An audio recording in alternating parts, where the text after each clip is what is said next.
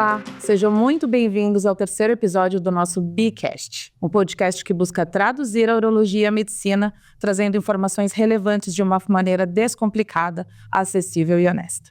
Eu sou Simone Santos, apresentadora do podcast, ao lado dos doutores Deusdedit Cortes Neto e Luiz Felipe Brandão. Hoje, vamos falar de um tema que assusta muita gente: cálculos renais. As famosas pedrinhas nos rins. Aquela dor insuportável que só quem teve entende. Esses cálculos são responsáveis pelas temíveis cólicas renais, uma dor que pode chegar às altas intensidades, classificada por muitos como uma das piores dores que o ser humano pode sentir. Além do sofrimento do indivíduo, essas mesmas cólicas e cálculos são responsáveis por uma parcela considerável de absenteísmo profissional de grandes empresas, acarretando a diminuição da produtividade e aumento de custos em saúde quando os tratamentos cirúrgicos são necessários. Dr. Deusdedit, para falar sobre estes e outros dados, quem nós teremos de convidada hoje? Obrigado, Simone. Primeiramente, olá a todos os nossos convidados, amigos, pacientes. Eu estou muito empolgado para esse nosso terceiro episódio do Bicast, que é o nosso podcast que a gente fala de urologia, medicina, de uma forma descomplicada e honesta com todos vocês. Para esse episódio, como a Simone falou, eu acho que esse é um assunto muito, muito interessante dentro da área da urologia. Existe uma incidência muito grande dessa patologia, das pedrinhas nos rins, na população. Só para vocês terem uma ideia, aproximadamente 10% da população mundial é acometida por esses cálculos. Então eu já deixo com vocês aqui um pedido, que todos que estejam nos assistindo divulguem, compartilhem esse podcast, porque essa informação a gente quer trazer assim, de verdade, na visão dos pacientes. A gente vai tentar abordar tudo sobre esse assunto, tudo que a gente consiga abordar sobre esse assunto, desde a parte cirúrgica até a parte clínica, porque eu, como cirurgião, eu consigo dizer o seguinte: eu sempre falo para os meus pacientes que, a partir do momento que eu opero, a maior vitória é que eu não tenha que operá-lo novamente. Então, isso é muito importante. Essa prevenção, o que causa o cálculo, o que a gente pode fazer para evitar os cálculos, é o que a gente vai conversar hoje aqui. Não é isso, Luiz? Isso aí. E o Luiz, eu vou dizer o seguinte, que ele vai participar hoje não só como médico, mas como paciente também. Conta aí, Luiz, pra gente. Isso aí, beleza. Primeiro, um oi para todo mundo. Bom dia, boa tarde, boa noite. Independente do momento, é importante estar assistindo a gente aqui. E é um tema, como Deus falou, um tema super incidente, um tema super que a gente vê muita gente sofrendo de cólica renal, muita mensagem de WhatsApp que chega: doutor, estou com cólica, estou indo para o pronto-socorro, o que fazer? A gente vai responder isso aqui tudo. Como prevenir? Eu tive essa dor horrível, não quero ter essa dor nunca mais na minha vida. O que eu tenho que fazer? Acho que essa é a ideia, e para isso que a gente trouxe a nossa convidada clínica hoje, porque não adianta só falar também de procedimento cirúrgico, mas sim como evitar, como se comportar, né? Tomar mais água é suficiente? Devo tomar leite? Devo parar de tomar leite? Devo comer proteína? Não posso comer proteína? O ovo faz bem? O sal? O açúcar? Acho que todas essas questões devem ser feitas, são feitas e serão respondidas, tá? Eu, como médico, trato muito cálculo renal. Acho que toda semana a gente atende pelo menos 1 a 2 ligações, e quando são 1 ou 2 cirurgias, né? Por semana, de amigos, de pacientes, de todo mundo. Mas, acima de tudo, eu também sou paciente. Eu vou contar mais pra frente depois também. Já fui operado, já usei duplo J, tento seguir uma dieta justa, uma dieta que me ajude a prevenir, tomando água, adoro água gelada, que é importantíssimo, a gente vai conversar. E evito uma série de coisas. Então, vamos começar o nosso bate-papo? Vamos sim, Luiz. Então, hoje, para falar sobre esse assunto tão importante como a gente falou, a gente traz aqui, eu e o Luiz, uma médica que é da nossa extrema confiança, para quem a gente manda os nossos pacientes, que realmente é nesse intuito de que a gente operou, a gente não quer mais operar, eles precisam ser orientados, tá? Então, a nossa nefrologista, que ela vai se apresentar aqui, a doutora Luísa Lisa, tá? Muito obrigado por estar aqui conosco, Luísa. É um prazer enorme. Posso só fazer um adendo, uma coisa muito importante. O Deusdedit falou uma coisa interessantíssima, que é uma médica que a gente encaminha. E a gente costuma ter uma rede de médicos que a gente não encaminha para quem a gente não confie E a gente não encaminha para aquela pessoa que não atenda como a gente atende. Então tem que dar atenção, tem que... Eu falo assim, Luísa, me passa o telefone do consultório. Não, manda meu celular mesmo. Manda meu celular. E é isso. Então, este paciente é o paciente que precisa do teu contato imediato. Desculpa interromper, mas acho que é uma coisa importantíssima. Luísa, por favor. E a tônica do nosso podcast. César, assim, esse podcast nasceu como uma continuidade do nosso consultório. E isso que o Luiz falou, como a gente atende os nossos pacientes, é óbvio que a gente não vai mandar para quem não atenda como a gente quer que os pacientes sejam atendidos. Então, por favor, mais uma vez, Luísa, apresente-se. Mais uma vez, é um prazer enorme ter você aqui conosco. Gente, eu que agradeço. É uma honra de verdade estar aqui. Ah, tá louco.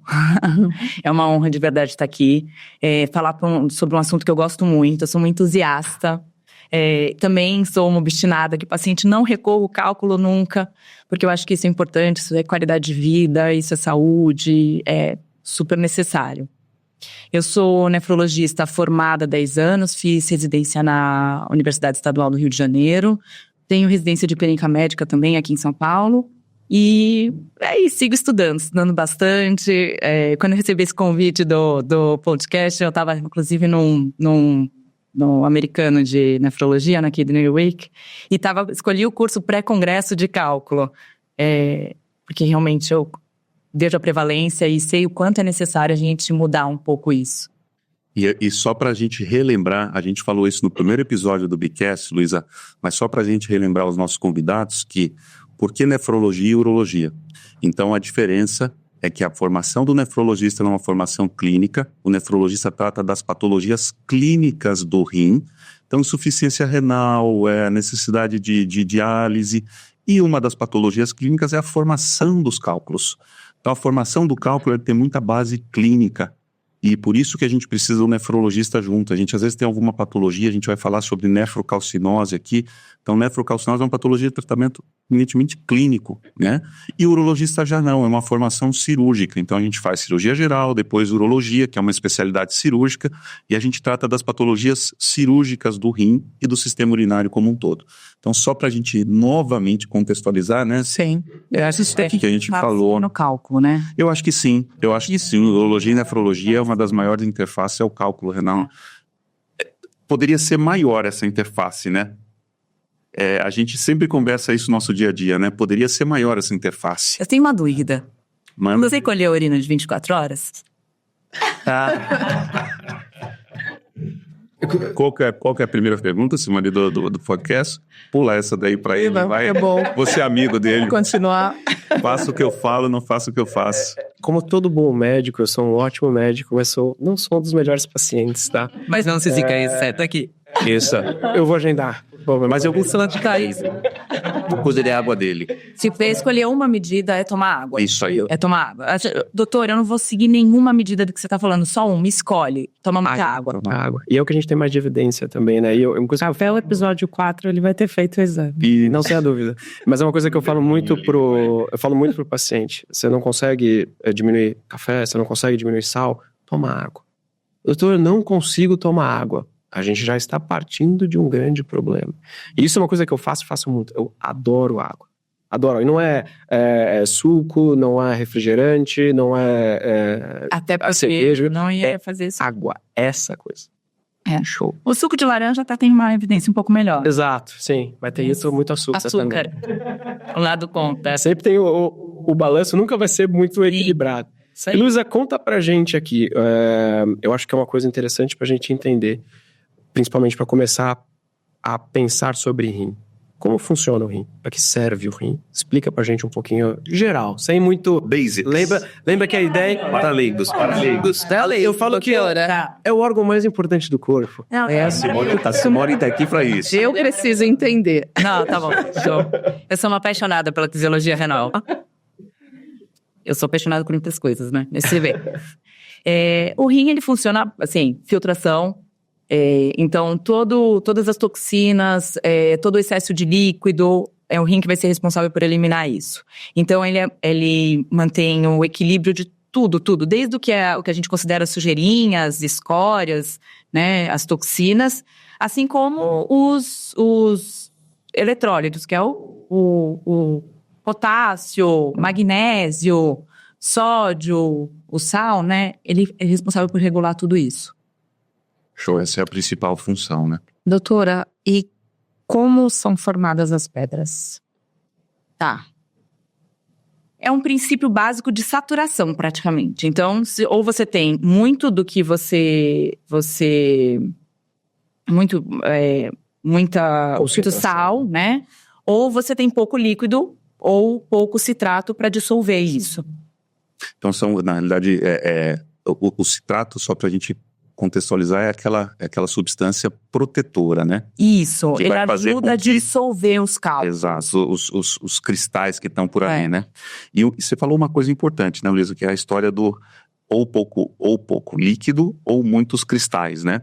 Então, esse princípio da saturação é basicamente isso. Então, quando você faz, por exemplo, uma análise de urina 24 horas, eu costumo dizer para o paciente que a primeira coisa que eu olho, o que é? Não é se tem citrato baixo, se tem cálcio alto.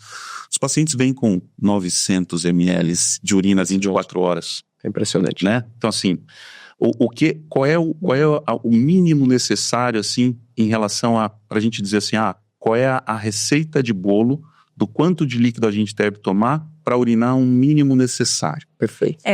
Essa coisa de tomar muito líquido não é uma regra geral que serve para todo mundo. Mas se você tem doença com cálculo renal, se você tem pedra no rim, você sim é a pessoa que tem que tomar muito líquido.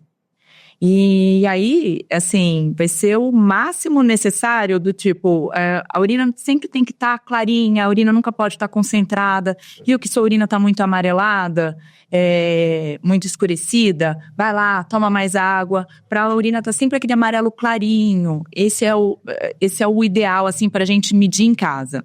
O que eu fico feliz quando eu vejo um exame de urina de 24 horas? Quando ele vem mais que 2 litros. Aí eu tô tranquila. Mas eu sei também que naquele dia que ele colhe a urina de 24 horas, às vezes se esforça um pouco mais. Então, por isso que tem que ser realmente mais que 2.000. E na regra, no nosso dia a dia, é ver a urina clarinha. Essa é uma dica muito interessante, Luísa. Essa dica aí da urina clarinha, porque às vezes o paciente, doutor, como é que eu tô hidratado ou não? Como é que eu sei? Tirando aquela primeira urina da manhã, que é sempre um pouco mais concentrada, porque obviamente você passou a noite inteira ali concentrando urina, mas a urina clarinha é o primeiro sinal de que você, puxa, estou bem hidratado.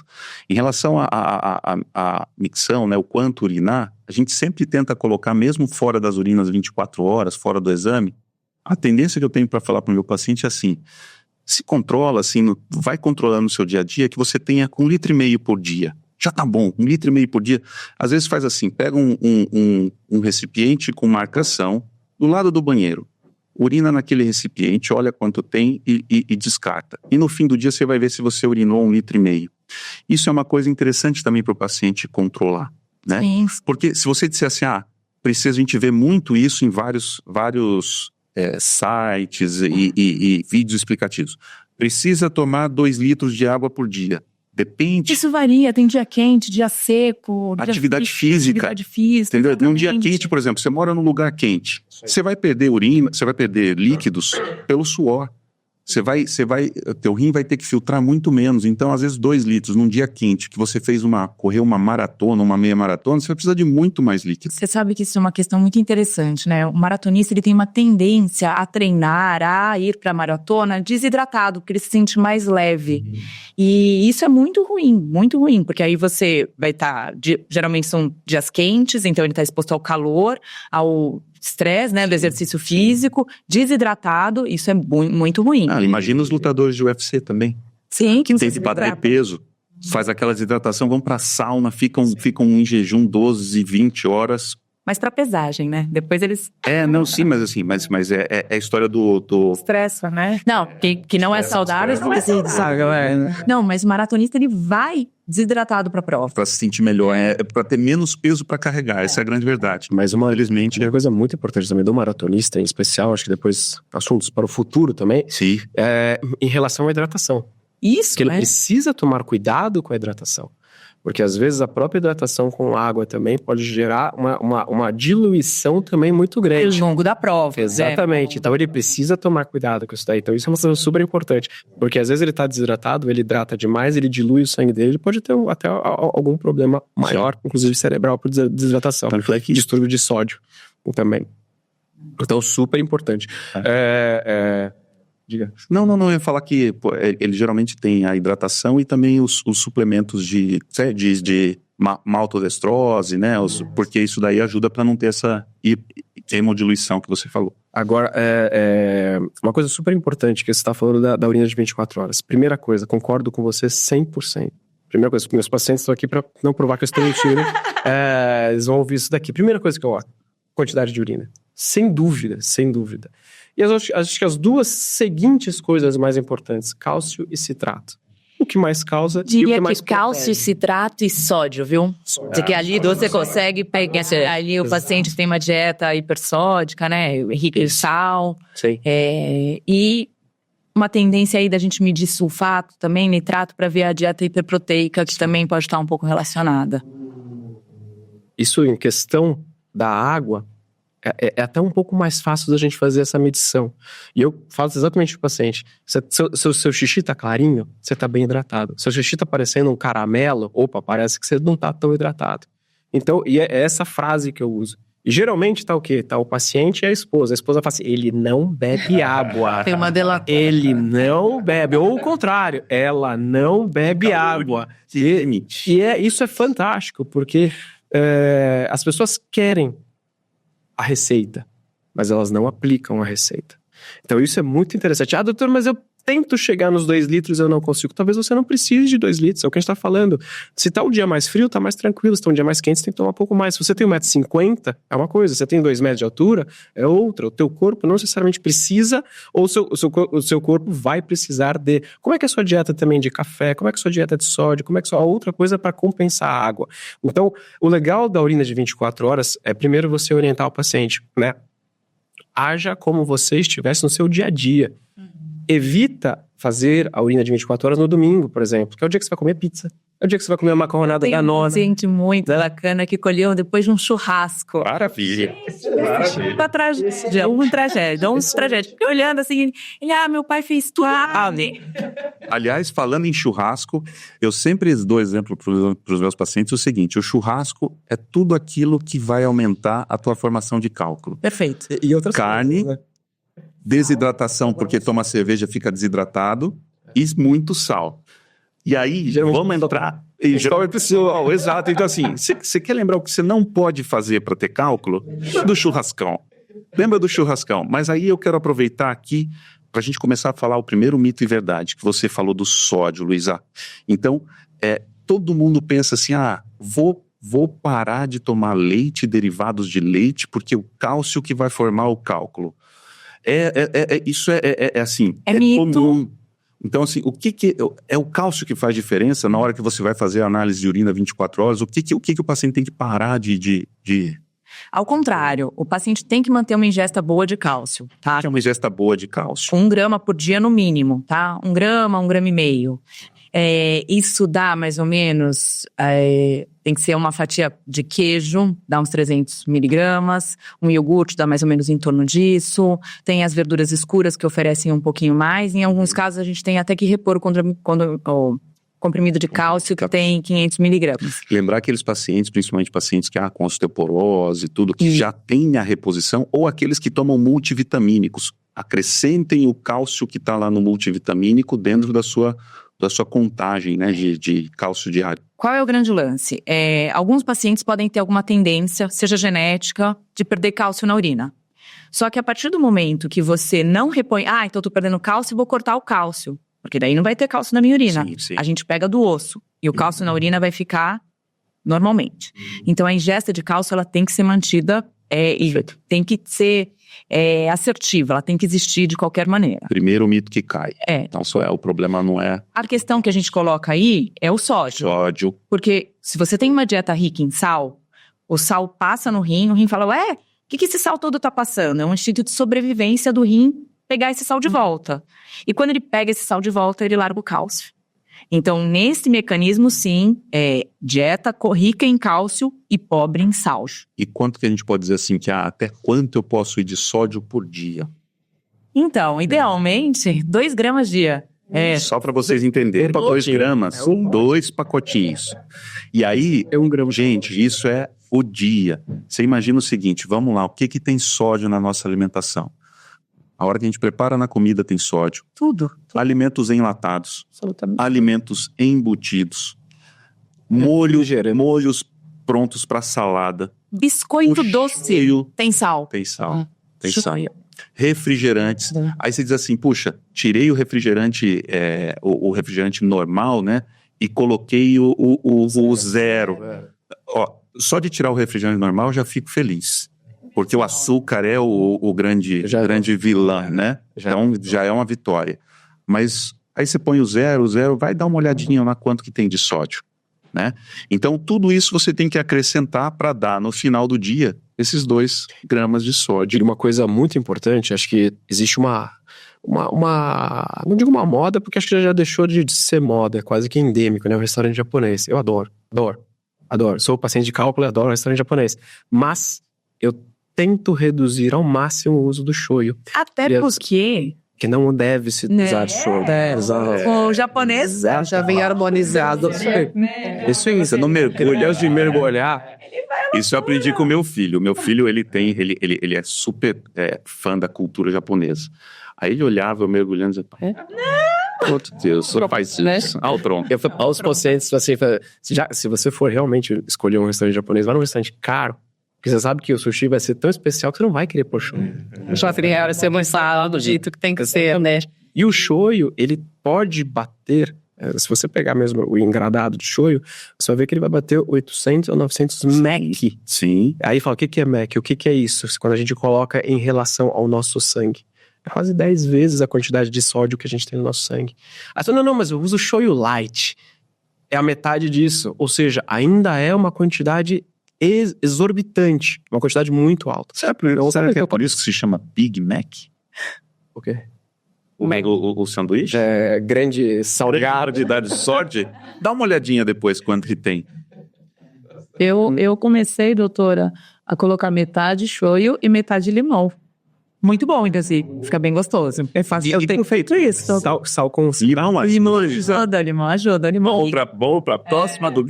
O limão é rico em citrato, né? Que é exatamente aquilo que a gente falou que ajuda a dissolver o cálcio ali o cálculo na urina, né? Então, os alimentos ricos em citrato, em geral, auxiliam. E eu oriento sempre que tenha no mínimo 3 porções deles por dia na alimentação. Kiwi, limão, água de coco. Os alimentos também que são ricos em potássio, caso você não tenha nenhuma contraindicação, eles ajudam aumentando o citrato também na urina. Então, maracujá, tangerina, melão. melão Melão é ótimo. pera. E pera é uma fruta fácil, porque pera você embrulha e leva. Geralmente, eu gosto de falar assim, são os alimentos que têm muita água. Melancia, melão, pera são fantásticos. Eles contêm muita água e muito citrato. Inclusive, eu fui até dar uma pesquisada em termos de quantidade de citrato. E uma das frutas que mais tem é o melão. O melão, ele é fantástico, porque ele é rico em água e riquíssimo em citrato. E aí eu aproveito, Luísa, também para tirar um outro mito, que é o tomate. Né? As pessoas falam, mas e aí, tomate? Parei de comer tomate. Tomate da apendicite. Não, tomate baita vilão, né? Caroço, o problema é o caroço. O problema é o caroço. É a semente do... Já só, tomate fácil igual glúten. Nossa senhora, Então, conte-nos sobre o tomate. Falei, vamos estragar a história do tomate. Total mito. O tomate nem é um dos tomate é uma fruta, né? Mas mais rica em oxalato, que seria um vilão pra gente também nessa questão do cálculo. A gente pode falar isso daqui a pouco, mas assim, o tomate não tem muito oxalato. Ele é rico em vitamina. E vamos lembrar que, assim, alguém que come tomate, que se preocupa ali numa dieta colorida, a dieta mediterrânea, a dieta DASH. Tendo benefícios, né? Isso. É uma alimentação saudável, né? Essa, na verdade, é uma grande injustiça com o tomate, né? Que ele traz muito mais benefícios do que malefício. O tomate tinha uma história com câncer de próstata. Eu sei que não é assunto, mas tinha. É o licopeno. Então, protetor. É um protetor. Mas se você for ver, quem tem mais licopeno do que o tomate? A melancia. Aham. Mas isso caiu por terra, não é uma coisa a mais que a gente tem, mas realmente tinha a questão do tomate. Então assim, o tomate tem tantas outras coisas boas que é muito... Eu falo para meus pacientes, não demoniza o tomate. Só demoniza o tomate quando sobe aquele preço que vai lá nas alturas. Aí talvez você possa mudar. Mas, por exemplo... Ou ele é com muito sal. Você falou de outras... Com muito sal. Mas você sabe... Isso eu falo do queijo também. Ah, doutor, eu tenho que parar queijo por causa do cálcio. Não é por causa do cálcio. Por causa do sal que tem no queijo. Cuidado com aqueles queijos que são extremamente salgados. O ideal, assim, no dia a dia, na nossa rotina, é escolher queijos que tenham menos gordura, né? Então, só voltando. Gordura e sódio, né? Isso, é o queijo branco. É o ideal. Queijo branco. Eu até falo geralmente duas... Geralmente os menos saborosos. Tudo que não é gostoso, né? Gostoso. Mas geralmente eu falo duas fatias de queijo branco, o creme de ricota, que é bem gostoso. Sim, cottage, alternativa boa. É ruim demais. Pode pôr um pouquinho de azeite. O creme de ricota com azeite ficou uma delícia. A ricota eu tentei, mas é complicado demais. Amor, não dá. Simone, o que você tem mais de pergunta para a Luísa? Eu ouvi falar, e aí eu não sei, cerveja quente. Isso é uma maldade. Isso é uma maldade. Essa sugestão. Acho que você é tomando de tomo de lata. Essa tortura. Faz sentido. Quem inventa um negócio desse é tortura. Saiu isso. Como John saiu no peito. O fato é o seguinte, assim, a bebida alcoólica não é uma coisa boa em grandes quantidades, mas a cerveja e o vinho, talvez por inibirem o hormônio antidiurético e aumentarem um pouquinho essa questão da diurese, em pouca quantidade, ela pode ser até protetora. A gente tem que tomar cuidado pra falar que bebida alcoólica pode ser boa. Gente, pelo amor de Deus. Meu médico falou que eu posso beber, né? Acabou a interpretação. Inclusive aquela história de o homem pode tomar 2 cervejas por dia ou uma taça de vinho e a mulher metade disso. Isso não é verdade, tá? Mas em pequenas quantidades, uma questão social, às vezes não vai ser um problema. Eu não contraindico isso para os meus pacientes. Chamar o Be Drunk Cast. Eu tenho um adendo da cerveja. Mas rapidinho, é isso. Você falou do churrasco. O problema é que a cerveja vem com churrasco, aí ela vem com salame, com azeite, E outra coisa, difícil é o cara que toma uma cerveja. Sim, sem dúvida. Ele vai tomar uma porção, né? Ele não vai tomar uma cerveja. Então ele acaba tendo muito mais o efeito desidratador, né, da cerveja, e que o efeito diurético. Ricos em sódio, né? Foi outra coisa. Eu tenho um episódio interessante. Uma vez eu tava em Bogotá e fazendo curso de robótica. Sim. Aquele que a gente ia, no início a gente ia para ter um centro de treinamento lá. Pra fazer a liberação do robô. E, putz, saiu eu fui feliz da vida, era 2015 isso. E estava lá em Bogotá fazendo o negócio do robô, de repente... Treinamento de cirurgia robótica. De repente eu comecei a sentir um negócio, falei, putz, meu rim direito tá doendo.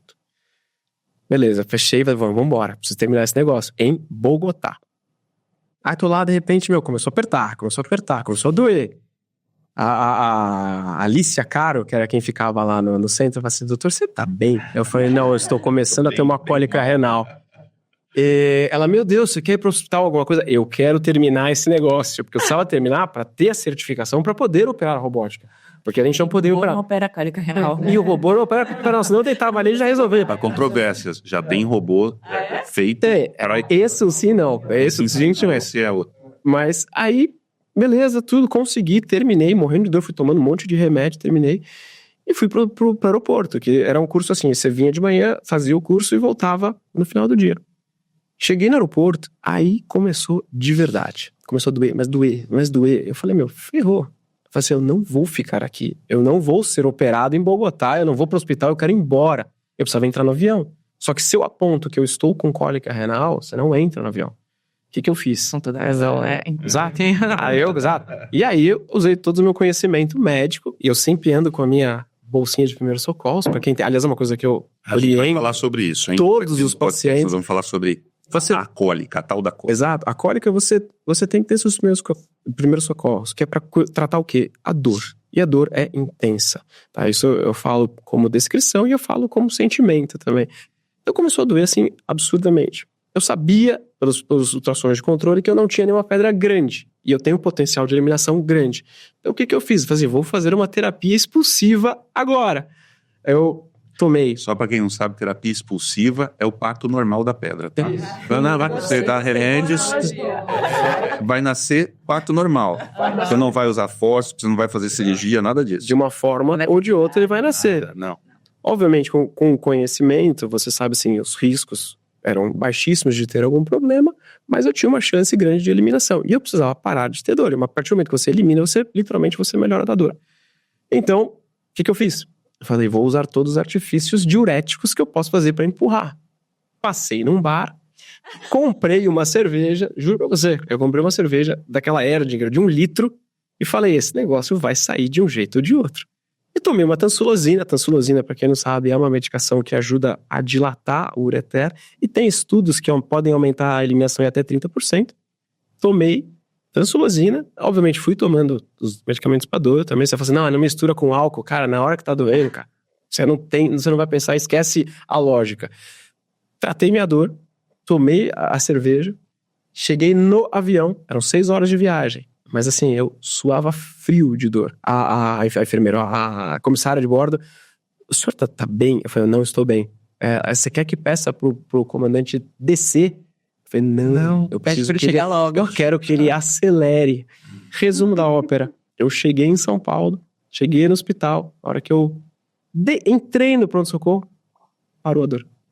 Eliminei a pedra entrando no pronto-socorro. Gente, não façam nada do que ele fez, pelo amor de Deus. Você guardou o cálculo? Mas guardei. Ele tem todos os meus cálculos guardados até hoje. E a gente vai conversar sobre isso também, sim? Mas é uma coisa assim, só pra mostrar que realmente assim, eram os artifícios que eu tinha. E às vezes você precisa controlar a tua dor e, obviamente, o autoconhecimento também. Então, eu consegui realmente fazer uma terapia expulsiva, ultra forte, e consegui eliminar o cálculo, tá? Isso é uma coisa muito interessante. Mas vamos com calma. Contextualizar uma coisa aqui, que eu ia comentar da cerveja, o que eu falo da cerveja. Então, assim, cerveja não previne cálculo. Não. Tá? Isso... Para ninguém sair com a mensagem daqui, cerveja, álcool previne cálculo. Não, tá? Ela não... Pelo contrário, pode até piorar se for em excesso, porque vai desidratar, tem a coisa do ácido úrico, né? Que pode aumentar cálculos de ácido úrico, enfim. Mas, nesse caso específico, o paciente está com a pedrinha já descendo no canal, tá? Então, imagina, a pedrinha saiu do rim, está no canal chamado ureter. Então ela está paradinha ali e está querendo descer. O que a gente pode fazer? É a tal da terapia expulsiva. Você vai tentar ajudar com que esse ureter se dilate e a pedra possa passar mais rápido. O Luiz não falou aqui, mas quem ajudou não foi a cerveja, foi a tansulosina. Porque a tansulosina deu a dilatada no canal. E não façam a cerveja em casa. Não façam em casa a cerveja. Não façam em casa. Lembra quando você via a armação ilimitada aqui, o bacana tá voando de super-homem? Não faça isso em casa, não ponha a capa, entendeu? Não, a cerveja é aquela coisa assim. Você tá com uma cólica, você tá fazendo terapia expulsiva, você tá com dor controlada, o que você pode fazer é o seguinte: toma um copinho de cerveja. Porque ele mas assim, o álcool, ele tem esse fator diurético. Mas assim, eu sempre falo pro meu paciente, se você vai tomar um copo de cerveja, toma um copo de água do lado. Entendeu? Idem. Ou de vinho idem. Só que tem que tomar cuidado, de novo, com dor controlada, porque assim, se você também faz uma sobrecarga hídrica num cálculo que está muito impactado, o que você pode fazer é ao contrário. É fazer uma dilatação maior do rim, o rim vai continuar produzindo mais dor e você pode ter até uma ruptura do rim. Então, não façam isso em casa. A coisa da cerveja, assim, é uma brincadeira que a gente faz na coisa do pode ajudar um pouquinho, mas você tem que estar com a dor controlada. Nós vamos falar um pouquinho mais tarde sobre terapia expulsiva, né? Isso. Mediante o relato, né, do Dr. Luiz, quais seriam os primeiros sinais, né? Tô ali, não sei nada sobre cálculo, tô no aeroporto, tô no shopping, em qualquer outro lugar, tô na praia e, de repente, nunca também fiz exame, nem sei, nem imagino que eu tenha. Existem alguns sinais específicos, né? Acho que além da dor localizada. Os pacientes referem, aí... Depois eu passo também já isso. Depois eu falo algumas coisas interessantes. Geralmente aí para falar, opa, é uma dor lombar, né, aqui atrás, que começa bem intensa, né, independe do lado. E essa dor, ela pode ir migrando. Então, às vezes, ela passa pra frente, ela vai baixando. Homem, às vezes, pode ter uma... na direção da virilha. Na direção da virilha, região íntima, até que a pedra saia. Ela dói mais quando ela passa em alguns estreitamentos anatômicos, que eles entendem muito melhor do que eu. Mas assim, a dor, às vezes... Então, o paciente, às vezes, tem uma dor lombar forte, aí melhora. Então, passou esse primeiro estreitamento. Aí começou uma outra dor forte, aí passa de novo. Aí a dor, quando entra na bexiga, aí passa de novo. São os 3 estreitamentos que, às vezes, o cálculo pode doer. Basicamente, não basicamente, mas é a dor. E nem todo paciente tem exatamente essa dor, né? Tem paciente que o cálculo passou por aqui mais fácil, e aqui dói, e aqui dói. Então, a dúvida, médico. E é engraçado, assim, de novo, aí como paciente, eu tenho alguns sinais que eu sei que eu vou ter cólica. Eu sei que... Pródromos, a gente chama de pródromo. Alguns descritos, outros menos descritos, mas nada melhor que a pessoa que já teve, ela tem o autoconhecimento e sabe. Então, às vezes, por exemplo, eu tô andando, eu falo, às vezes eu tô com minha esposa andando em algum lugar, eu falo assim, vai descer o acácio. Eu sei. Porque você sente algumas coisas. Existem, quando a pedrinha tá descendo pelo ureter, você tem alguns sentimentos de irradiação. Por exemplo, ela está no ureter distal. O que é distal? Perto da bexiga, longe do rim. Isso, ele vai estar perto de chegar na bexiga. Essa região é chamada de juve, que é junção uretero-vesical, onde o ureter, que é o canudinho, se junta com a bexiga. Quando ela está quase encostando na bexiga, ela pode dar umas cutucadas na bexiga. E essa região é chamada de região do trígono, que eu costumo dizer que é o marcapasso de contração vesical. Então, uma das coisas que a gente sente muito é vontade de fazer xixi e você não consegue fazer xixi. Não é que você está obstruída, não é que você está com cistite, você não está com infecção, é o cálculo cutucando, a bexiga quer contrair.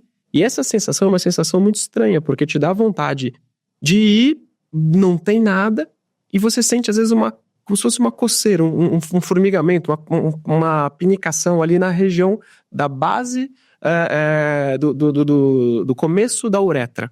É uma coisa esquisita. E quando você falou também na região das gônadas, é muito normal também quando você tem o início da dilatação, às vezes na obstrução mais alta, ou na baixa também, uma irradiação para os testículos.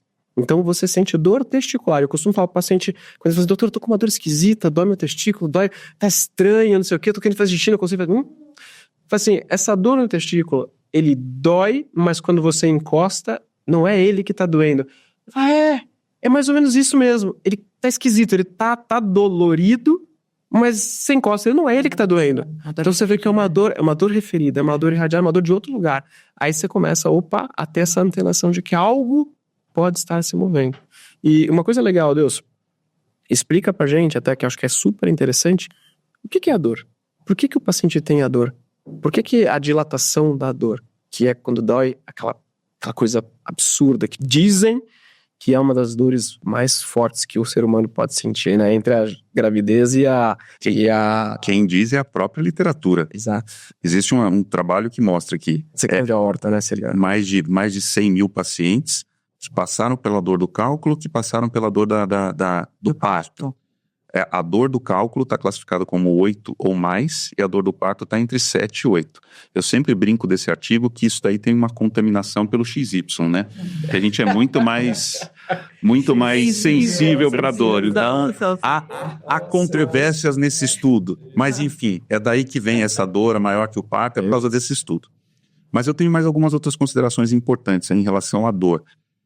A dor do cálculo, a dor da cólica, é uma dor que ela é súbita. Então, por mais que tenha esses pródromos que o Luiz falou, que posso começar a sentir, mas quando a dor vem, ela faz assim, ela vai do 0 ao 10 muito rápido. É isso aí. Tá? E ela pode ter essa característica que a Luísa falou de salvas. Ela vai lá no alto, melhora um pouquinho, vai lá no alto de novo, melhora um pouquinho. E uma outra característica importante é que quando ela vai lá no alto, não tem o que faça para melhorar de posição. Então, por exemplo, qual é um grande diferencial da cólica renal para uma outra patologia? É a dor a dor lombar por osteomuscular, né? Por problemas osteomusculares. Uma hérnia, uma coisa. As hérnias, geralmente elas doem nessa região, porque a inervação da musculatura vem nessa região lateral. Só que qual é a diferença? A dor da hérnia, a dor osteomuscular, é uma dor que não tem esse pico muito grande, e se você acha uma posiçãozinha assim, antiálgica, que a gente chama, você fica lá e fica quietinho, diz assim, ó, ninguém gosta em mim, né? Isso é dor osteomuscular. A dor do rim, não existe essa posição antálgica. Você chega no pronto-socorro, o paciente está subindo a parede. Você sabe só dele entrar, né? Só dele entrar. Já sabe. Pode vir associado com náusea. Então, geralmente, o paciente está pálido, sudoreico, nauseado, pode estar vomitando. Isso é dor que a gente chama de víscera oca. O que é víscera oca? É aquela víscera que tem uma luz, que tem uma passagem e passa alguma coisa por lá, seja urina, seja fezes, enfim. Intestino e ureter são vísceras ocas. E aí vem a causa da dor. Por que dói? Porque exatamente acontece uma obstrução, seja ela parcial ou total, o cálculo ele impacta no ureter, ele para no ureter, o rim não percebe e continua a produzir urina. Produz urina, há uma dilatação e a sensibilidade à dor do rim é pela dilatação. Então a dilatação é que leva à dor. A cólica é a dilatação. Por que é em salvas? Porque o rim produz urina, dilata, daqui a pouco ele para de produzir, aquela urina se acomoda ali. Daqui a pouco o rim vem, um pouquinho, ou né? o cálculo anda. Às vezes é uma obstrução parcial. Então às vezes é uma obstrução parcial, tem uma dilatação, mas daqui a pouco começa a drenar um pouquinho, dá uma melhorada. Por isso das salvas, né? E isso a gente fala, por exemplo, por que o cálculo que está no rim não dói? Porque ele não está obstruindo. A não ser que ele esteja num lugar, por exemplo, numa alteração anatômica chamada infundíbulo, que ele esteja obstruindo especificamente uma região do rim, você pode ter uma dor. Mas normalmente a dor acontece por essa obstrução, tá? Outra coisa importante, parei de ter dor, sumiu o cálculo? Nem sempre. Isso. Nem sempre. Porque o que acontece? Principalmente quando você está fazendo terapia expulsiva no paciente, você está acompanhando o paciente. O paciente diz assim, doutor, parei de ter dor, não tive mais dor. Então, não tem mais pedra, eliminei. Você viu eliminar pedra? Não. Então a gente só vai ter essa certeza fazendo o exame de novo. Por quê? Porque o rim, ele tem mecanismos, ele percebe que assim, se tem uma obstrução, alguns rins são inteligentes, eles vêm com mecanismo de inteligência, eles dizem assim, vou parar de filtrar. Ele para de filtrar, ele não produz mais urina. Aí o paciente diz assim, não, doutor, isso não aconteceu comigo porque eu continuo urinando. Sim, mas você tem outro rim. Tem outro. A não ser que você tenha um rim único, aí ele diz assim, puxa, é verdade, eu tenho outro rim. Então, existe esse mecanismo do rim parar de filtrar, ou pior, que eu já vi acontecer com um colega médico. Existe uma explosão da pelve renal, lá de cima do rim, do sistema coletor. Então, Mas alivia. a pressão tão grande da dor, que de repente de uma hora para outra, para a dor. O que acontece? O ureter e a pelve renal, que é o trajeto por onde passa a urina, ele rompe e drena para o retroperitônio, para a gordura ao redor do rim. Só que tira a pressão e tira a dor. Então, esses são inflamar. cuidado na terapia médico-expulsiva, por isso que tem que estar sempre... Terapia expulsiva não existe se você não tiver com o celular do seu urologista na mão. Acho que o mais importante é isso, né? Você tem que ter um local para, né, Luiz? Você que passou por terapia expulsiva, conta aí, o que você tem que ter na mão para terapia expulsiva? Eu acho que é super importante. Primeira coisa, a terapia expulsiva, ela é um tratamento. É um tipo de tratamento. A gente chama de conservador, né? Exato. Conservador, porque você não vai ser invasivo. Você não precisa colocar, passar, entrar com ureteroscópio. Já vamos explicar como é que vai funcionar isso daí. Mas você não precisa submeter o paciente a um procedimento. Mas ele é uma terapia. Então o que eu preciso para saber? Poxa, eu preciso saber o que eu tô falando. Eu tô falando de uma pedrinha baixa, uma pedrinha alta.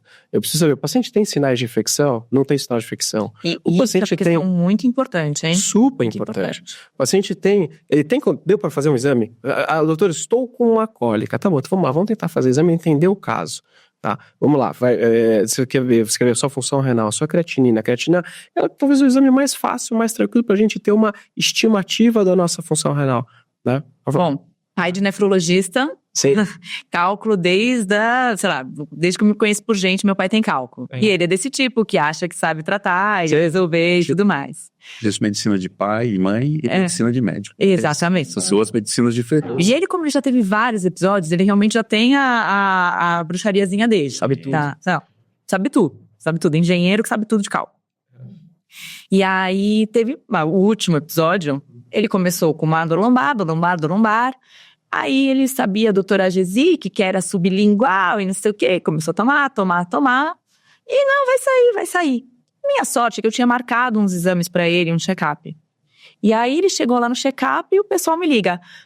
Doutora Luísa, o pai tá aqui com a gente, ele tem um exame com contraste, mas ele tá com uma creatinina de 2,8. Eu, quê? Ele tinha 0,9. Daí já matei. Anti-inflamatório, rim obstruído, principalmente o anti-inflamatório, mas também rim obstruído. Então, a gente tem um risco, né? Então, a gente não pode negar que precisa... Duas coisas, né?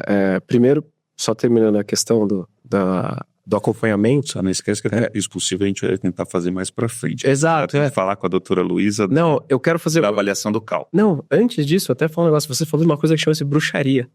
Cada um tem a sua. Duas coisas que são bem interessantes, que são quase bruxarias, né? Que a gente sempre tem aquela dica da avó, né? Até botando um pouquinho a terapia de lado, que a gente vai ter o capítulo de tratamento também, que a gente vai falar mais. Mas aproveitando a palavra bruxaria que você colocou, me fala sobre o chá de quebra-pedra. Mais um mito e verdade. Mito ou verdade? Porque chá de quebra-pedra. Eu estou tomando chá de quebra-pedra. E não quebrou a pedra. Não quebrou a pedra. Conte-nos, qual que é a tua opinião sobre o chá de quebra-pedra? E depois tem outra aqui também, legal também. Eu já escutei uma fantástica depois, mas pode falar primeiro do chá de quebra-pedra. O chá de quebra-pedra tem aquela coisa. Não, definitivamente ele não tem esse benefício de quebrar a pedra. Ele pode ter algum efeito diurético e minimizar essa formação ou progressão do cálculo, mas nenhuma evidência na literatura médica, nenhuma. Se você colocar no PubMed, você nem acha. Breaking Stairs Tea.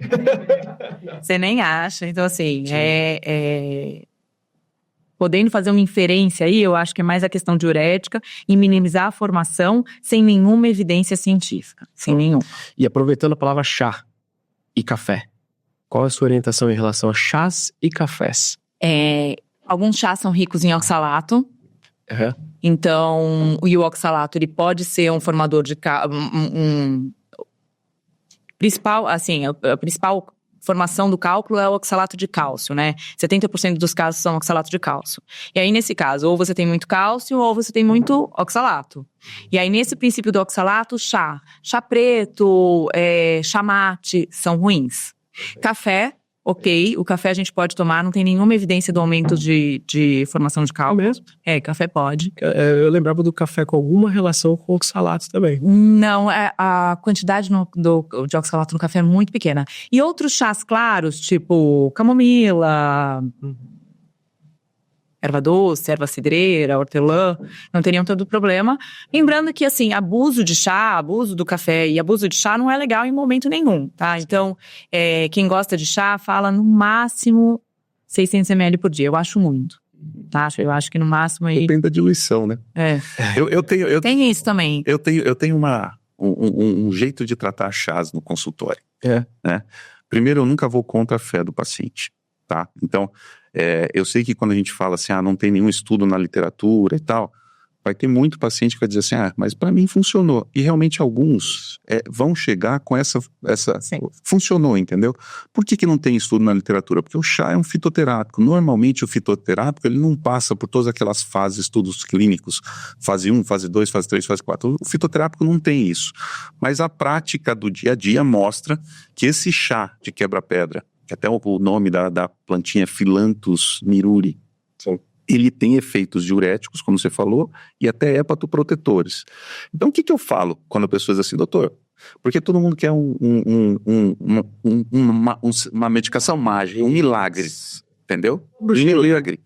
Não, a gente vê muito isso. Então, o paciente faz tudo errado, mas ele chega assim, doutor, me dá um remédio para tratar cálculo renal. E eu brinco do chá, eu digo assim, você quer tomar chá? Tudo bem, você vai fazer o seguinte, você vai pegar um saquinho de chá. Ah, isso é outro detalhe, o chá de quebra-pedra. Hoje em dia tem comercializado, mas você vai numa loja de chá, não é uma planta fácil de você achar. Então, assim, cuidado, porque dependendo de onde você for comprar, o cara vai colocar qualquer outra folha lá e vai dizer que, chá de quebra-pedra sai muito. Tem muita regulamentação, entendeu? pra chá. Então não tem essa regulamentação, mas tem uns até, vem cápsula, enfim. Mas o que eu falo do chá? Eu digo, se você quer tomar chá, você vai pegar um saquinho e colocar em 2 litros de água. Chá inteiro. Pode tomar o chá. Cara, parece que a gente combina. Eu falo exatamente a dessa chá. Você vai tomar 2 litros. É a mesma coisa. Isso é legal. Isso realmente é uma hidratação mais líquida. Agora, também Agora, não dá pra fazer 5 pacotinhos de chá e isso não dá. Isso que você falou é importantíssimo, a coisa do evitar o excesso. Por quê? Se é diurético, 2 coisas que eu falo para chá que é para pedra. Ele é diurético, então assim, se você toma por mais de 2 semanas, você pode ter distúrbio hidroeletrolítico. Você pode fazer uma hipopotassemia, uma hiponatremia. E outra coisa, não tem nenhum estudo para gestante. Então, mulheres, cuidado, tomando chá de quebra-pedra. Tô tomando aqui. Chá de quebra-pedra não é um remédio crônico, de uso crônico, entendeu? Idealmente, nenhum chá. Eu já vi insuficiência hepática por chá verde, transplante de pau. Pois é. Então assim, tudo em excesso, a história Moda, né? A diferença do remédio e do veneno é a quantidade, né? Muitas vezes falam isso, né? A dose. Então a dose é a quantidade. É isso aí. E tem mais... Falar das opções de tratamento. Antes disso, deixa eu só fazer mais um mito e verdade, Simone. Ele também tinha uma outra dúvida que eu acho que é boa. Eu acho que é. Você vai falar. É que eu vou falar. Quer falar? Fala. Fala. Deixa eu ver. Vamos ver se a gente pensa junto. É o bom e velho remédio alemão. Remédio não.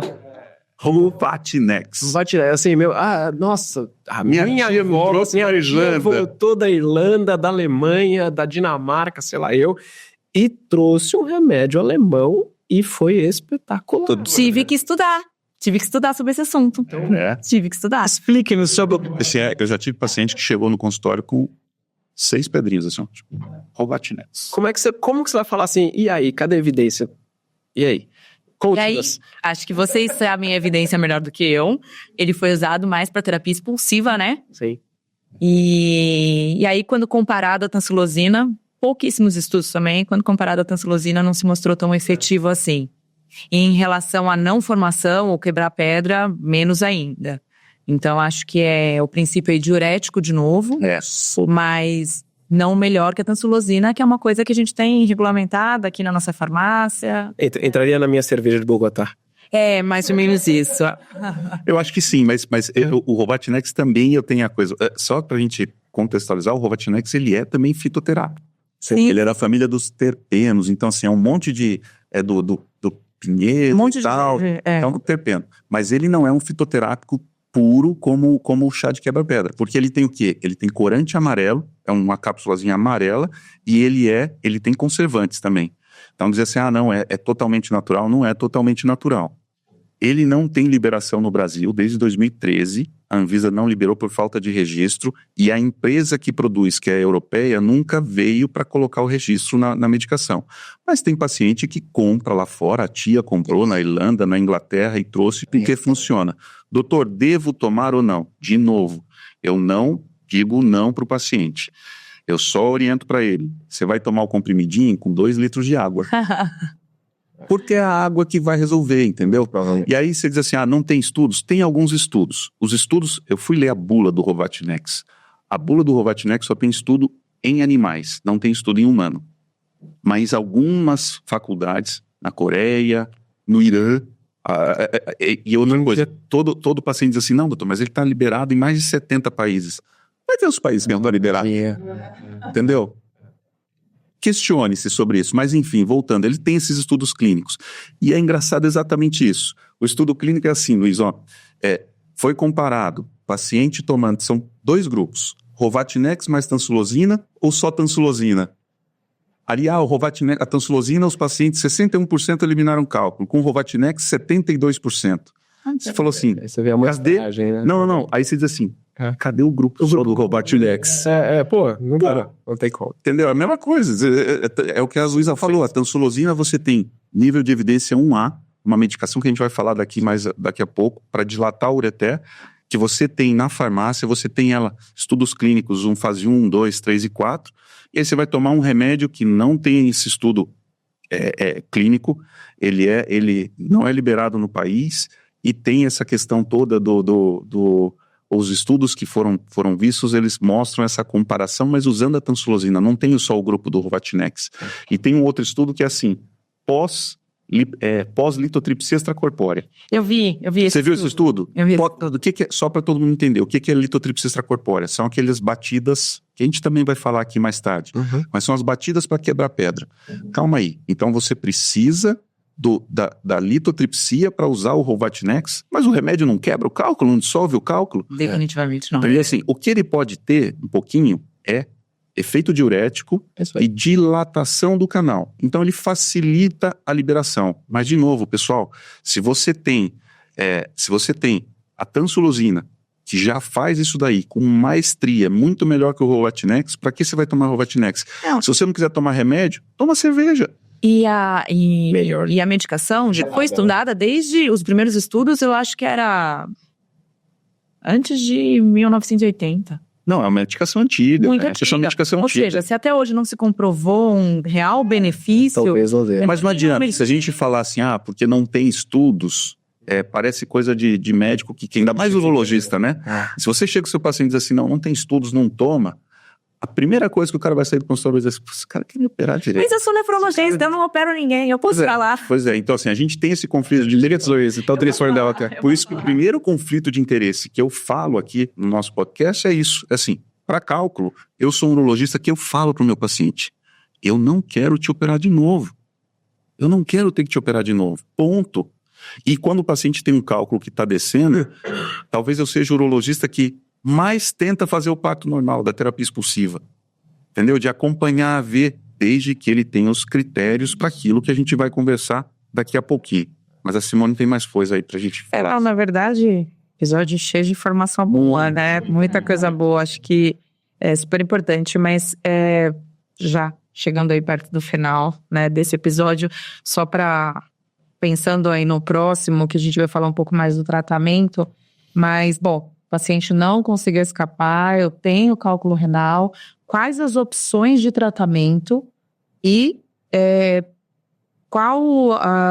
eu, dependendo do tipo, do biotipo do paciente, ele pode ou não fazer determinado, né, tratamento cirúrgico ou clínico, como que é passado isso para o paciente, né? Olha, você tem cálculo, as opções são essas, mas como que isso é? Eu acho que aí a gente tem que entender que a gente tem algumas situações. Tem o paciente agudo, que é esse paciente com dor, e que pode ser que ele precise fazer a cesárea do cálculo dele, ou um parto normal, né?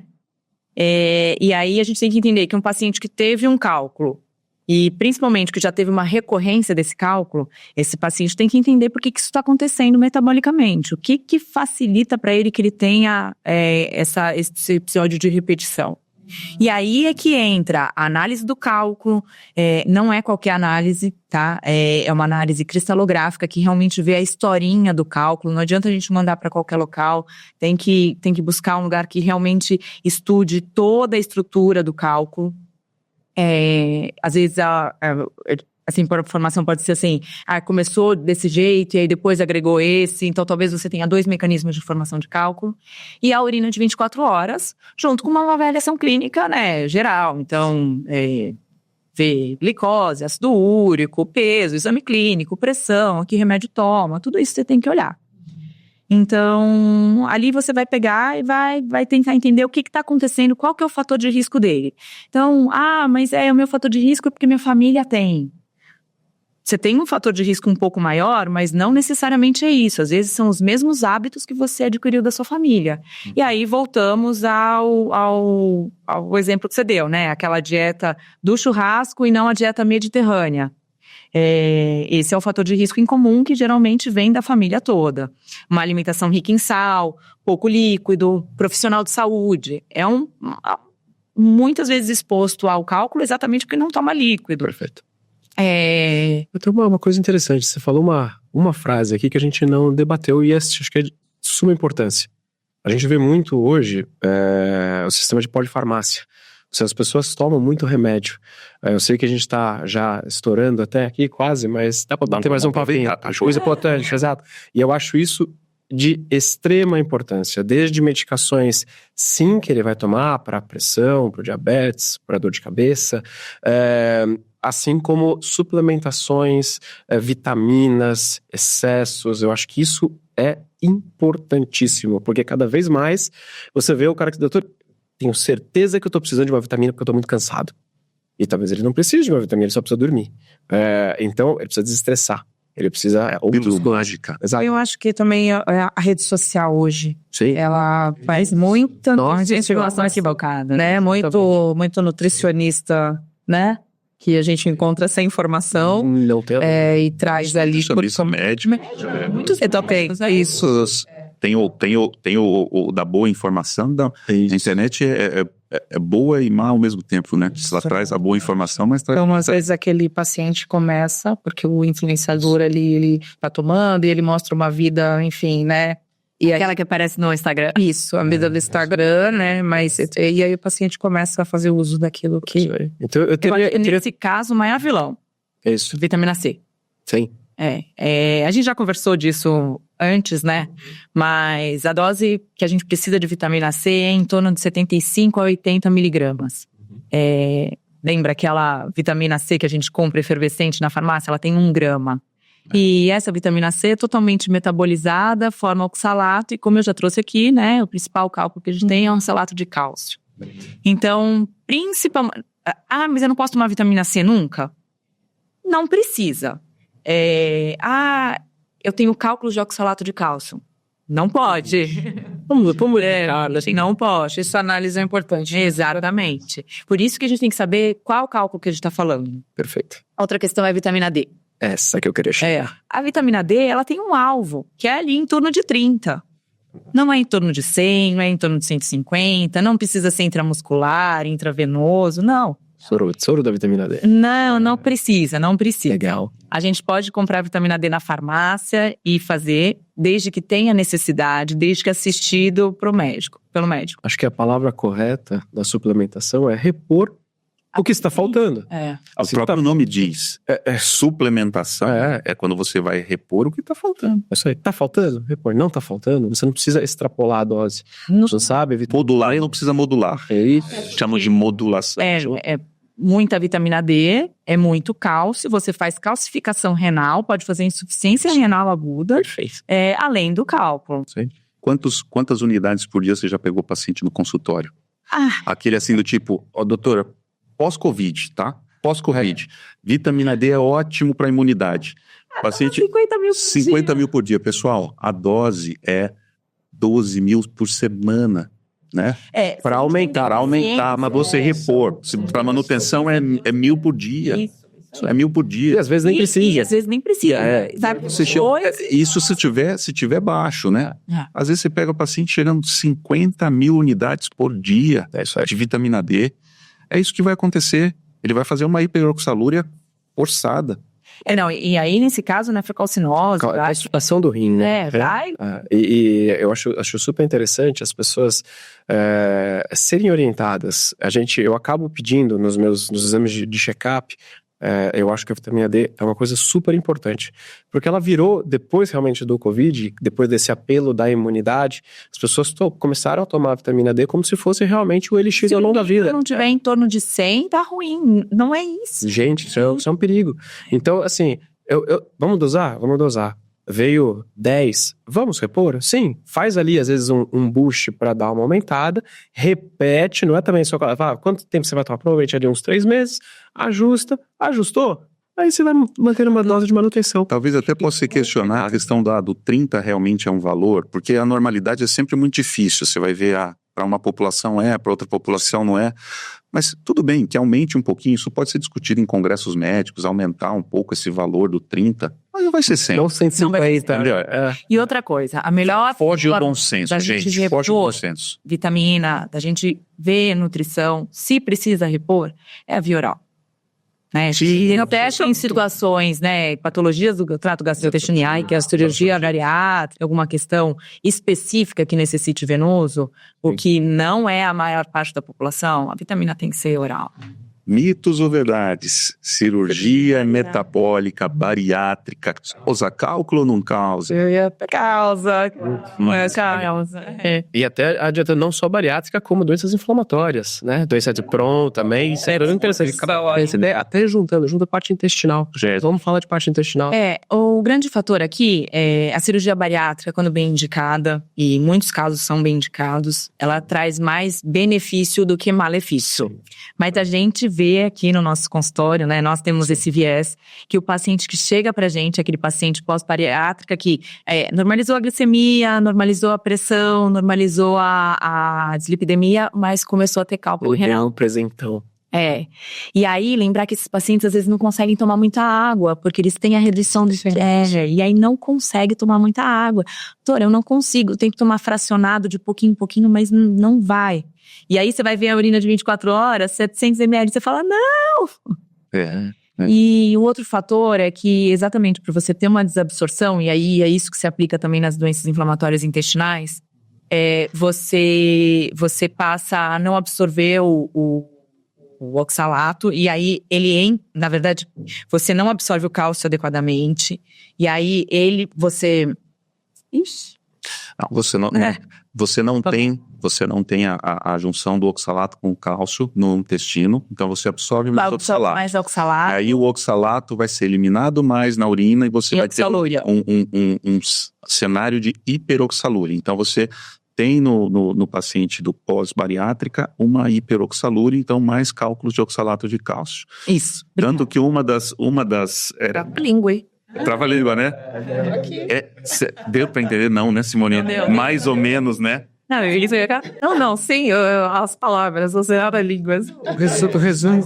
Não, mas eu acho importante a gente voltar. Então, assim, Deus. O que acontece? O paciente faz a cirurgia bariátrica, ele tem uma desabsorção.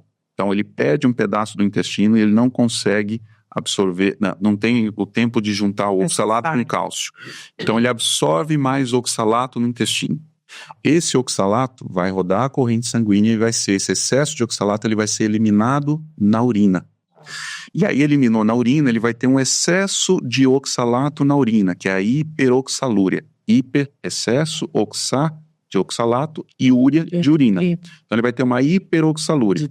E aí, a hiperoxalúria vai juntar com o cálcio na urina, no lugar errado. E vai formar mais cálculo.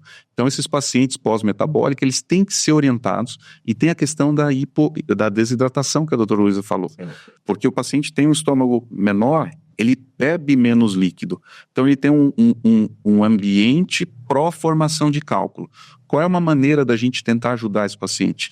Aumentar a ingesta de cálcio. Sim. Então, esse paciente jamais pode parar de tomar cálcio, restringir cálcio. Porque ele aumentando o cálcio... Às vezes a suplementação do comprimido de cálcio pode ser necessária.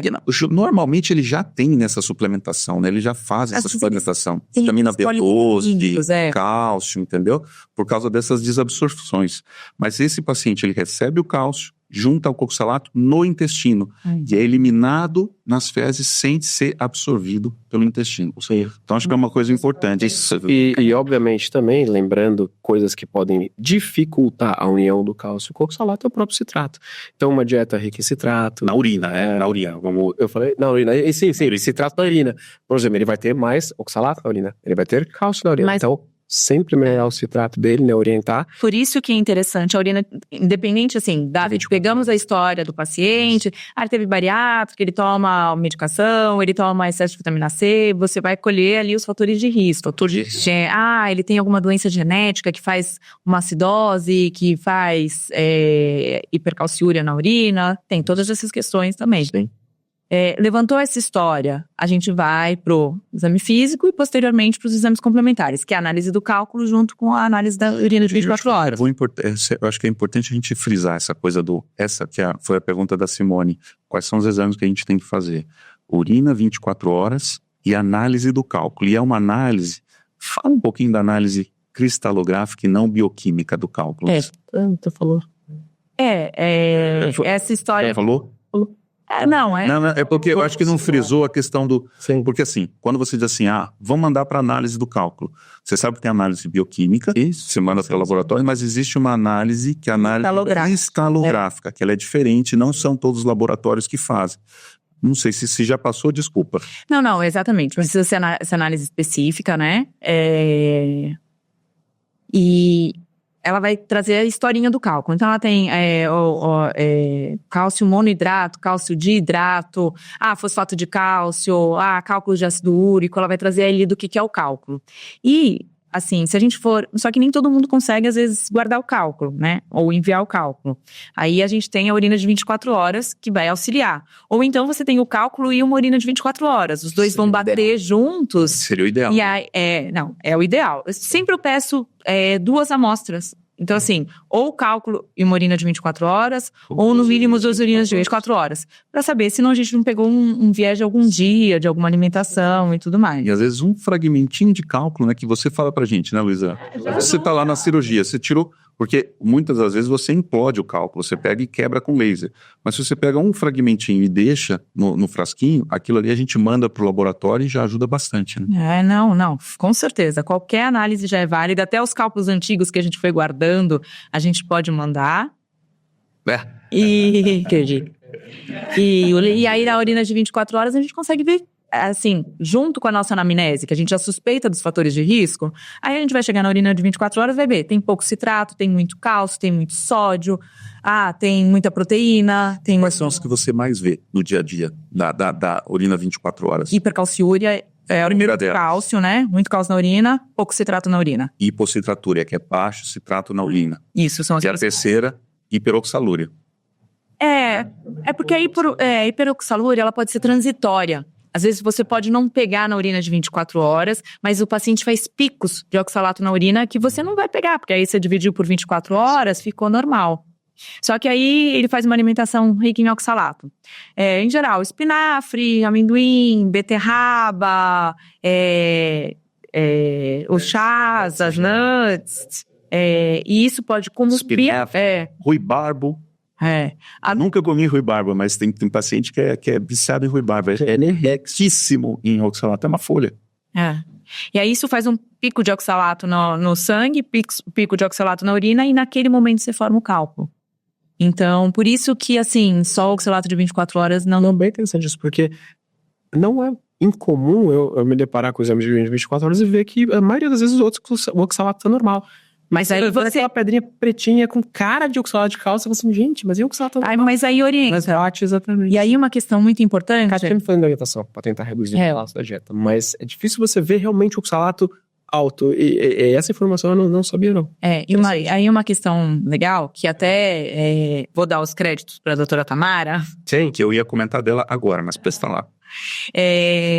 Nuts, um alimento bom, é um bom lanchinho, é uma coisa assim, saudável, selênio, é aquela questão toda.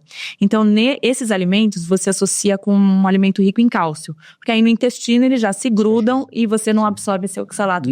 Queijo, então é a melhor coisa...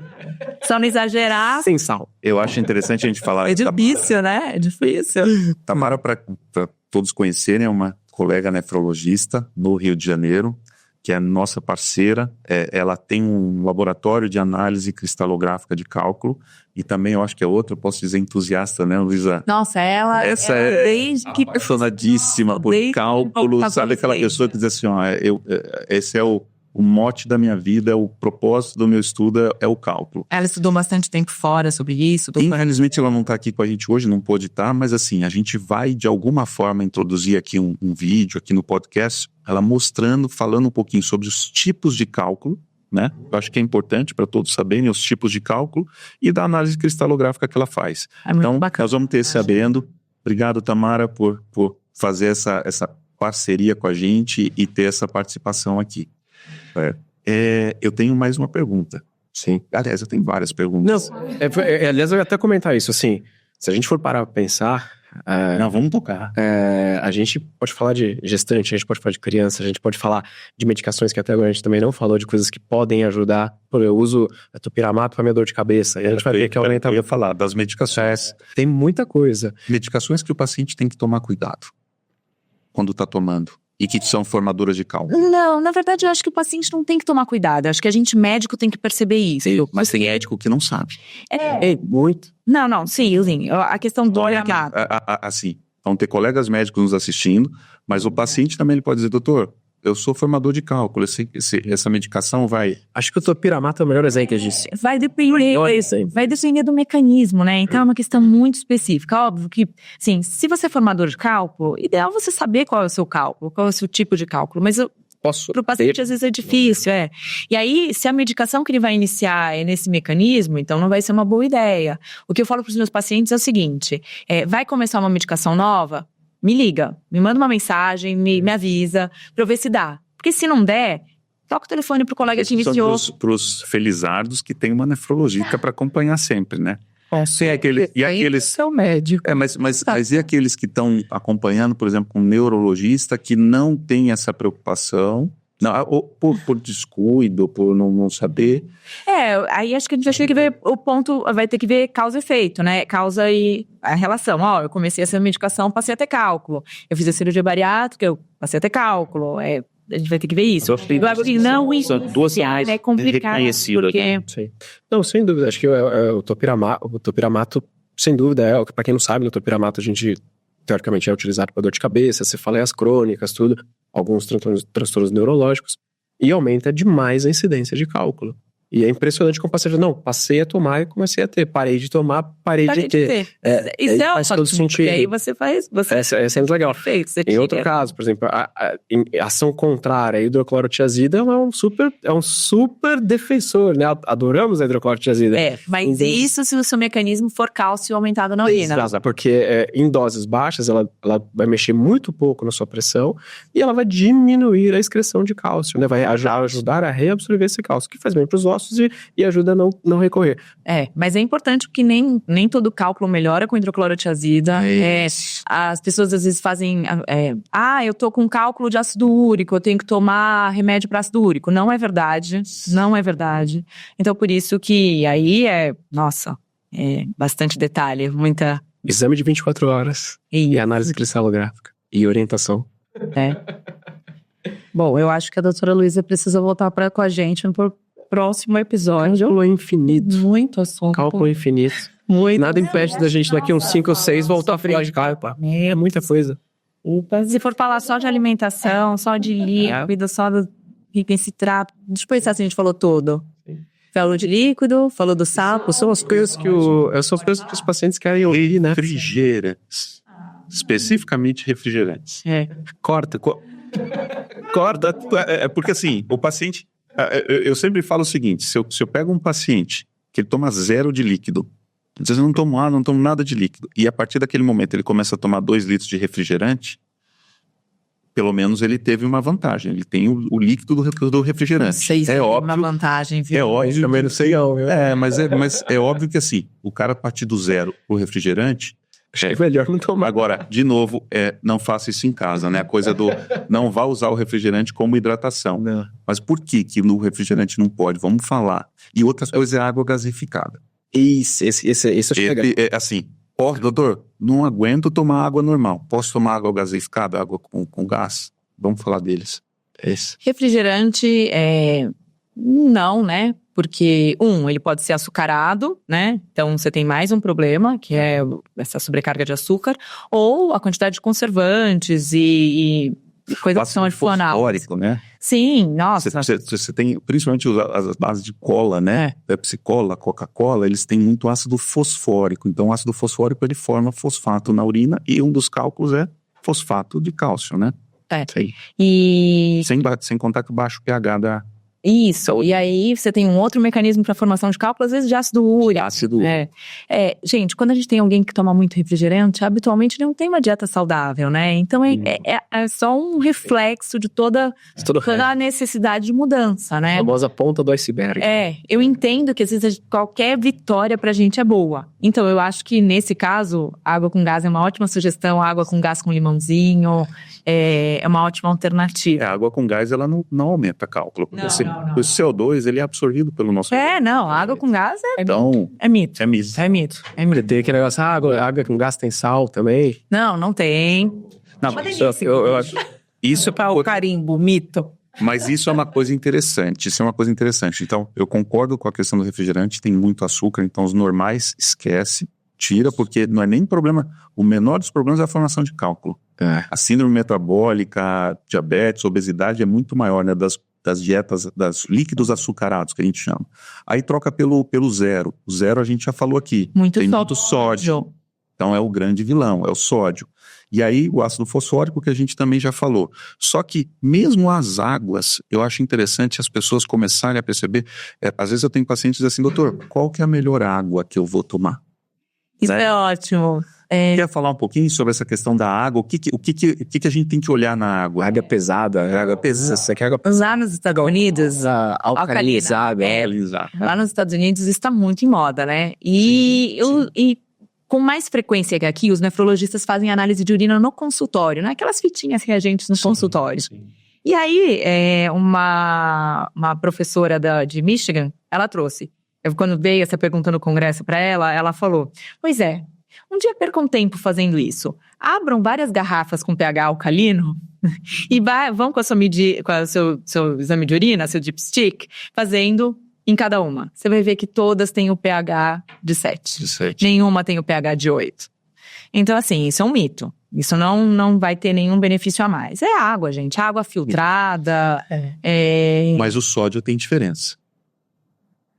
Muito pouco, né? É pouco. Muito pouco. Gente, Mas não pode tomar água. Você tá na água coisa com assim, eu não vou tomar... Eu sempre falo pro meu paciente, nunca fale essa frase assim, eu não vou tomar essa água porque tem Faz mal. 14 microgramas por decilitro de sódio e tal. Não, pode tomar. Pode tomar, Pode né? tomar. Mas é óbvio que se ele tiver a oportunidade de escolher entre águas que têm o menor teor de sódio, sempre... Eu acho que o sódio é o grande vilão, mesmo na água. Então, Mas eu acho que é uma quantidade pequena. Eu acho que... é uma preocupação que não precisa ter tanto. Eu não teria. Eu não sou Tomamos de água, o princípio dos 2 litros. Princípio dos 2 litros. Voltamos ao princípio dos 2 litros. Quer tomar um remedinho? Toma mais com 2 litros. Né? Exato. Tomar 2 litros de água para tomar esse remedinho mágico que você quer. E o remedinho mágico vai resolver. E, gente, pode ser água filtrada, pode ser água mineral, pode ser... A água que for. Sim. Excelente. Boa, de refrigerante. Whey protein. O whey protein, ele cai na questão da dieta hiperproteica, né? Então, hoje em dia, principalmente com o emagrecimento ou essa questão da academia, tem uma cultura de uma dieta hiperproteica, uma dieta com muito mais proteína do que a gente precisa. O brasileiro, por si só, mesmo que não foque nisso, já é carnívoro, já gosta da churrascaria. Então, às vezes, mesmo aquele que não tem aquele foco do saudável, já exagera da carne vermelha. E agora, no foco da saúde, redução de peso, confesso que até eu mesma já fui bem adepta a uma dieta mais proteica. Só que o grande problema disso é que a dieta proteica acidifica a urina, ou seja, vai diminuir o citrato, vai diminuir o que dissolve o cálcio. E, além disso, ela pode aumentar o cálcio na urina, tá? Então, é esse o grande problema. Se você não tem problema renal, tá? Não tenho nenhum problema de doença renal, eu tenho só cálculo, mas eu realmente faço bastante atividade física e tudo mais, e quero um foco, tal, não sei o quê. Você chega ali em 1,5 gramas por quilo, tá? Lembrando que um filé de frango tem... Isso aí, aplicação. Que é 1,5 gramas, não era... 23 gramas, né? 23 gramas. Um filé de frango tem 23 gramas. Então, 1,5 gramas por quilo. Então, pelo seu quilo de peso, tá? Então, uma pessoa de 70 quilos, 140.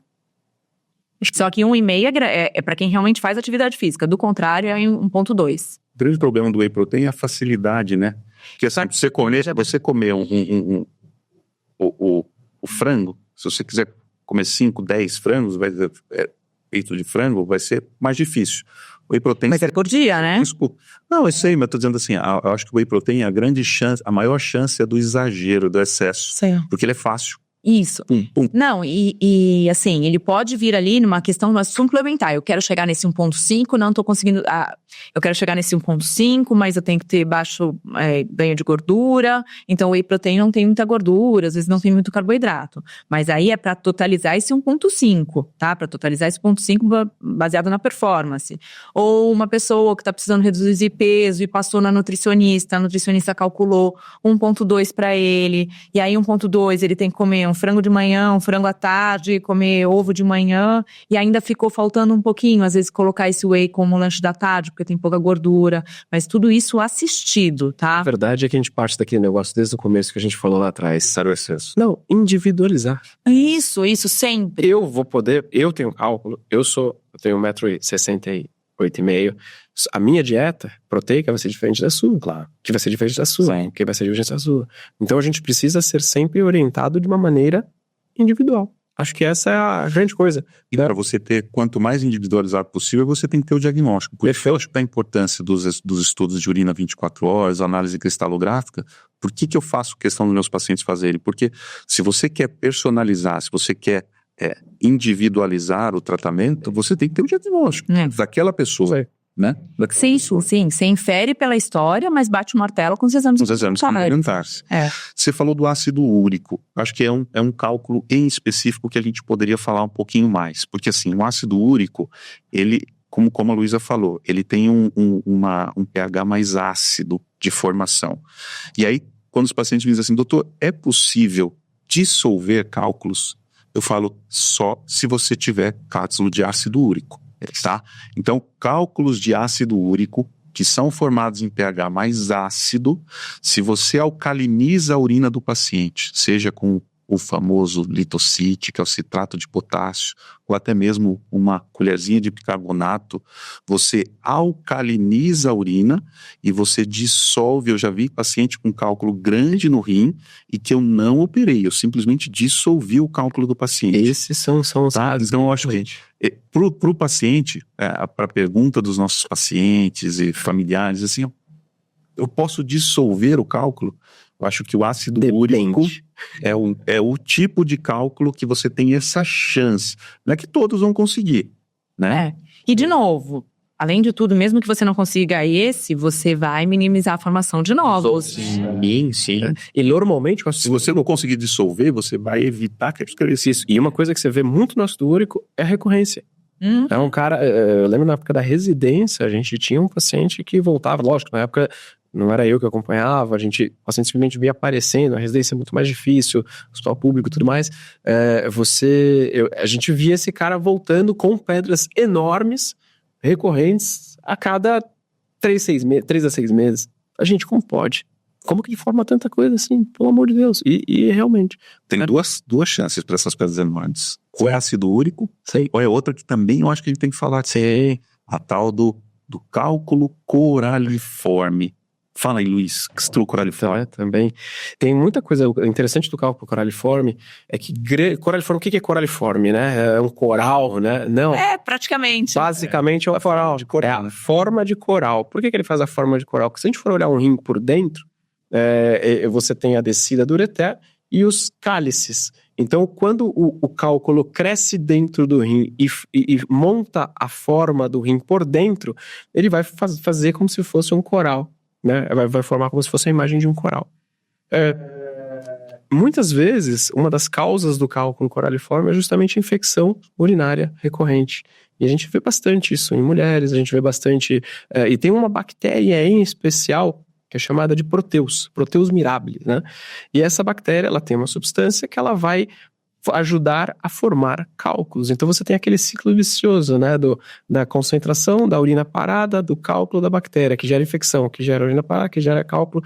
Então é uma das grandes causas dele. Então você às vezes identificando a presença do proteus e tratando, lógico, você não vai se desfazer, porque são cálculos grandes, e aí você geralmente também tem que vincular com o tratamento cirúrgico, para que você tire esse cálculo, porque a gente não consegue deixar sem a bactéria. Perfeito. E tomar muito cuidado, porque às vezes esses cálculos são cálculos infecciosos que durante um procedimento cirúrgico você pode ter desfechos extremamente perigosos, com sepses intraoperatórias, por liberação de toxinas e tudo mais. Então são casos bem complexos que acho que na hora que for falar também de de cirurgia são coisas que a gente pode abordar. Essa é uma cirurgia complexa da urologia, tratamento de cálculo coraliforme. Sim, E a Mas eu acho tronquia que- cai com perda de função renal, né?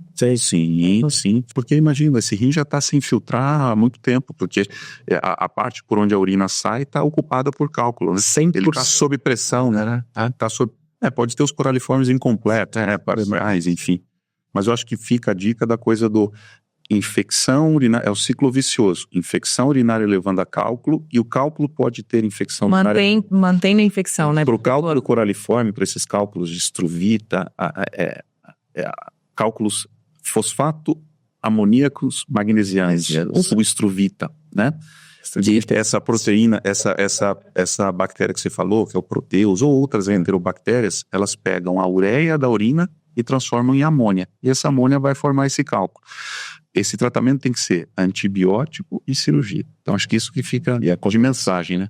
É importante saber o seu cálculo, porque não é toda medida que vai servir para todo mundo. Sim. Então, meu cálculo pode ser de ácido úrico, então eu vou tomar já o bicarbonato que o Dr. Deusdedit falou. Não, se o seu cálculo for de fosfato de cálcio, ele vai piorar. Exato. Então, assim, o tratamento tem que ser individualizado. A gente tem que entender o que a gente está A gente tratando. compra automedicação, né? É. Isso daqui é informação, não é...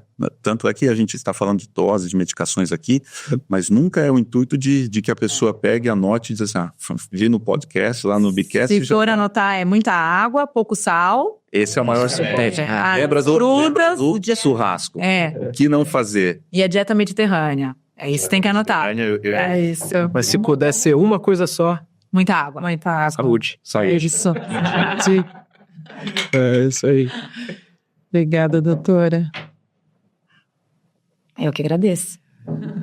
Já vamos encerrar? Não, mas calma aí. Calma aí. Senhora, querem se despedir da doutora por hora, porque no quarto episódio ela volta. Ela... Puta. Calma. Com muito prazer. Acho que ele tomou muito café, hein? A gente deixa as nossas dicas. Lembra que a gente tem sempre ao fim do podcast, Sei. a gente tem uma dica de livro, ou leitura, ou música, que os nossos convidados queiram deixar. Então a gente deixa para o nosso próximo episódio. A doutora Luísa vai pensando. Me pega de surpresa. Tadinha. É que eu sou gente boa. Eu sou gente boa. Você vai ter um tempinho ainda para pensar. Livro, ou leitura, ou música que esteja relacionada ao tema, um relacionado ao tema e um não relacionado ao tema. Pra gente saber da doutora Luísa. Já vai gravar o próximo daqui a 2 anos? Acho que eu nunca ouvi uma música que fala de cálculo renal. Ou. Não é e. Aí. Gente, muitíssimo obrigado. Eu acho que a gente abordou muita coisa aqui. Não dá para falar sobre tudo. Mas, de novo, a gente tentou trazer as perguntas que a gente ouve no dia a dia, né? Para utilizar a tua experiência. Luísa. Pode mandar as dúvidas? Pode. Nossa, E isso é uma coisa que a gente sempre fala para os pacientes, para os nossos convidados, né? Que esse podcast ele é gravado, mas assim, eu sempre recomendo que os nossos pacientes vão receber isso daí. Sim. Mandem os seus relatos. Se você se sentir à vontade, mande o seu relato, diga como é que foi a sua experiência em relação ao cálculo, entendeu? Para que outros possam investir e entender. Façam que nem o Dr. Luiz, explique. Infelizmente, eu não pude operar ele. Aviariano. Fica pro próximo capítulo. Fica pro próximo. Do jeito que ele anda se cuidando médio, pode ser que isso não ser que eu tenha. ocorra. Pode ser que isso tenha. Estatisticamente, tem um estudo antigo de incidência que fala que até 10 anos você vai ter uma nova crise. E a minha, eu fui operado em Isso para quem 2010. não viu o podcast, né? Exato, Mas eu fui operado... Podcast. Eu fui operado em 2010 e depois eu fui reoperado em 2022. Mas depois da parte de tratamento eu explico como é que é isso aí. Né? Eliminando ao longo desses anos. Eu faço pedrinha, é chato isso, mas tem jeito. Ele faz pedrinha, mas não faz análise. Mas tomo água. É isso, fico à disposição, sempre falo para os nossos convidados deixarem as dúvidas, e aí, se for algo específico, também a gente repassa para a doutora Luísa. É um super prazer acolher todas as mensagens, dúvidas, vamos responder todas através das redes sociais. Isso aí, quero agradecer também, agradecer todo mundo, agradecer a Luísa, a Simone, Deus, obviamente todo mundo aqui trabalha, atende consultório, parar aqui um tempo aí grande para ficar discutindo, conversando e passando informação da maneira correta, de maneira fácil, descontraída, batendo papo, é sempre muito bom. Eu falo que aqui, infelizmente, tem água, né? Podia ter um guiazinho pra gente, mas é excelente. Gosto de fazer isso aqui tá gostoso demais, tá muito legal. E é pra vocês aí, pra gente passar essa informação de uma maneira correta, de uma maneira gostosa. E vamos seguindo, vamos pros próximos que tá tudo muito bem. Valeu, cuidar, né? Investilar também é cuidar. Bom, gostaria de agradecer muitíssimo a nossa querida convidada, a doutora Luísa, por compartilhar tantas informações valiosas. Tenho certeza que nossos ouvintes estão muito mais preparados e informados. E para você que acompanhou, cuide-se bem, continue ligado aqui no Bicast. No próximo episódio, vamos falar sobre o tratamento cirúrgico do cálculo renal. Até lá, pessoal, cuide-se bem e continue ligados no Bicast. Até a próxima.